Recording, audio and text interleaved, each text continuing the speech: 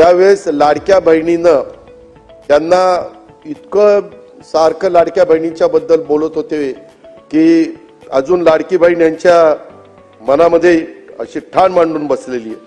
आता ती लाडकी बहीण आमची आहे, त्याच्यामुळे तुम्ही दोडके झाला आणि तिकडे बसला. त्यामध्ये समोरच्या बाकावरून कठोर उपाययोजना करा, लोकांना खुश करण्यासाठी आश्वासन देऊ नका. अध्यक्ष महोदय, आम्ही बघितलं ते गांडूळ असतं ना, गांडूळ ते इकडनं चालतं का तिकडनं चालतं कळतच नाही, ते दोन्ही बाजूनी चालतं असं सगळ्यांना वाटत असतं. तसं काही जण सन्माननीय सदस्य दोन्ही बाजूनी बोलतात. अध्यक्ष महोदय, लाडक्या बहिणींच्या विषयी आम्हाला जी आपुलकी आहे, आदर आहे, याची आम्हाला जशी जाणीव तशी आमच्या लाडक्या बहिणींना पण जाणीव आहे. अध्यक्ष महोदय, काहींनी एका गोष्टीची समज झालं पाहिजे, विशेषतः आमचे पटोले साहेब यांनी, आईनंतर जर सर्वात कोणी त्याग करत असेल तर ती बहीण असते. हे तर खरं. बापाचं पण प्रेम जास्तीत जास्त मुलीवर असतं पोरापेक्षा, आणि त्यामुळं भावावर तिची खूप माया असते. भाऊ कठीण परिस्थितीत असेल तर तिला त्याच्या काळजी असते, आणि त्यामुळे ती कधी त्याच्या भावाला अडचणीत आणण्याची मागणी करत नाही. आता एकंदरीत आम्ही जे बजेटमध्ये सांगितलेलं आहे, काय झालं, 5 वर्ष वडेट्टीवार साहेब, जाहीरनामा किती पुढच्या 5 वर्षाचा असतो ना, 5 वर्षाच्या करता आम्हाला 5 वर्षाकरता निवडून दिले. आम्ही हे देणार आहे. आम्ही कधीच कोणी नाही म्हणलं नाही, मुख्यमंत्री नाही म्हणले नाही, एकनाथ नाही म्हणले नाही, आदिती नाही म्हणले नाही. तुम्ही तर कोर्टात गेला होता, काहीतरी म्हणले ते बंद करा. काही जण म्हणले चुनावी जुमला आहे. चुनावी जुमला असताना काल होळीला 3,000 रुपये दिले, ही गोष्ट लक्षात ठेवा. आणि मी सभागृहाला एक गोष्ट सांगू इच्छितो की एकंदरीत ही योजना आणत असताना अध्यक्ष महोदय 2 GR आहेत. पहिला GR निघाला होता, नंतर आम्ही ते 60चं 65 केलं आणि दुसरा GR काढला. त्या संदर्भामध्ये हे सरकार गरीब घटकाच्या करताय. अध्यक्ष महोदय, जी खुरपणीला जाणारी माझी महिला आहे, जी झाडू पोतना करणारी आहे, जी धुणं भांडी करणारी आहे, जी झोपडपट्टीमध्ये राहणारी आहे, जी दिवसभर काही भाजीपाला विकत घेऊन विकते आणि नंतर तिचं कुटुंब चालतं किंवा चूल पेटते, अशांच्या करता ही योजना आहे. त्या संदर्भामध्ये आमच्या घाई गडबडीत काही भगिनी ज्यांची आर्थिक परिस्थिती चांगली आहे अशा काही लिस्ट मध्ये आल्यात.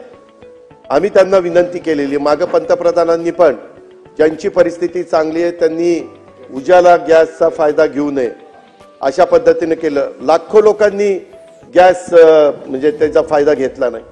अध्यक्ष महोदय, त्या प्रकारे कधी काही ठिकाणी थोडंसं झालेलं आहे. त्यामध्ये दिलेले पैसे कुणालाही परत घ्यायचे नाहीत. आम्ही कुठल्याही महिलेचे पैसे, भगिनीचे पैसे परत घेणार नाही. ही योजना चालू ठेवणार आहे. या योजनेला जो निधी लागणार आहे तो त्या ठिकाणी देणार आहे. परंतु ही योजना गरीब घटकातल्या महिलांच्या करता आहे. हे पण मी या उत्तराच्या निमित्तानं सभागृहाच्या मार्फत सर्वांना त्या ठिकाणी सांगू इच्छितो. कधी योजना येते, परंतु त्याच्यामध्ये काही गोष्ट लक्षात आल्यानंतर काही आपण दुरुस्ती करतो. आम्ही दुरुस्त करणार आहे, त्याच्यामध्ये बंद करणार नाही. त्याच्यात कुठेही गरीब महिलांच्यावर अन्याय करणार नाही. ज्याला गरज आहे त्यांना 100% आम्ही देणारच. त्याबद्दल तसोबर पण आम्ही कमी त्या ठिकाणी पडणार नाही. आणि या योजनेच्या साठी पुरेसा निधी निश्चितपणे आम्ही देणार आहोत. हे विश्वास मी माझ्या महाराष्ट्रातल्या तमाम बहिणींना त्या निमित्तानं देऊ इच्छितो.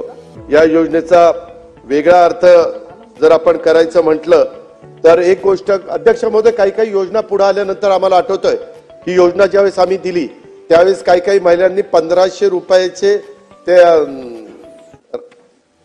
रक्षाबंधन राखीचं मटेरियल आणलं म्हणजे, आणि त्याच्या पक्क्या राख्या तयार केल्या आणि त्याच्यातनं काहींनी पैसे कमवले.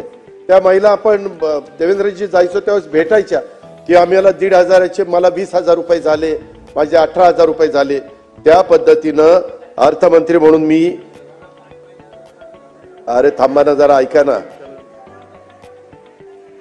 झाला ताई, तेच सांगतोय त्यांना. अर्थमंत्री म्हणून मी जेव्हा या योजनेकडे बघतो, यामधून राज्याच्या अर्थव्यवस्थेला भविष्यात काय मिळणार आहे याचा पण विचार मुख्यमंत्री आणि आम्ही सगळेजण करतोय.